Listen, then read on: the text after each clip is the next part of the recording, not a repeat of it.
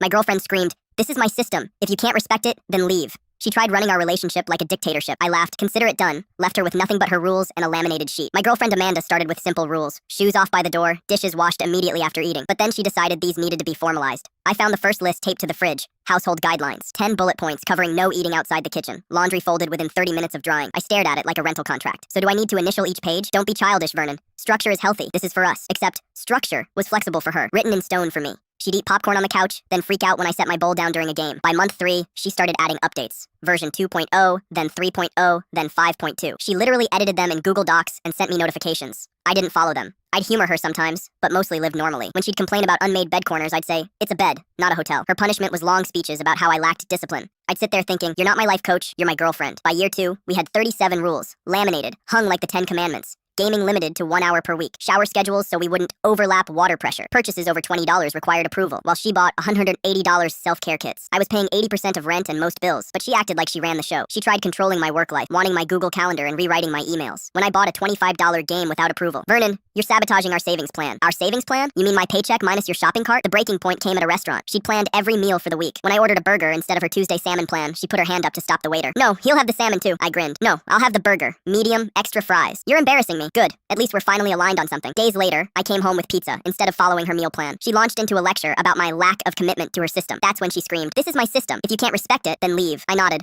wiped pizza grease on a napkin. "Consider it done." Her face twisted. "You wouldn't last a week without me keeping your life together." I didn't argue, just finished my slice and went to bed, planning my exit. Next morning, she left for Wednesday brunch. I'd taken the day off. While she posted motivational quotes, I was at U-Haul. I packed everything. TV, couch, appliances. Nearly everything was mine. I left her laminated rule sheet on the fridge with a sticky note. "Per your request, I've left." Then I called utilities. Since everything was under my name, I scheduled service cuts. Only thing I shut off immediately was internet. Took my modem. First text at 4 p.m. "Vernon, where's the TV?" Then, "Wi-Fi isn't working." Then, "My card got declined." "What did you do?" By night's end, 63 texts, 29 missed calls. Voicemails went from, "You can't just leave. I make the rules," to, "This is theft," to, "Please, I didn't mean it." I didn't answer one. She sued me for $15,000. Theft, financial abandonment, emotional distress. At court, I had receipts for everything. When the judge asked about shared property, my lawyer showed purchase records in my name. "If you help a friend pick a car, does that make you co-owner?" the judge asked. "For emotional distress," she explained. "He left after I told him to leave." The judge smiled. "So he complied with your request and that caused distress?" All claims dismissed. She owed me $500 in legal fees. She tried launching a coaching business. From chaos to control. How to build structure in your relationship. A $299 course to teach women how to train their partner into a high-value man. She used cropped photos of me as her first success story. The business flopped immediately. Screenshots of her meltdown texts circulated. People found old posts of vacations I'd paid for. Her followers dropped from 2,000 to 300. Last I heard, she moved back to her parents' house. Works part-time at a supplement store. Someone said she reprinted that laminated rule list and hung it in her childhood bedroom. 31 years old, back home, clinging to rules that never worked on anyone but herself.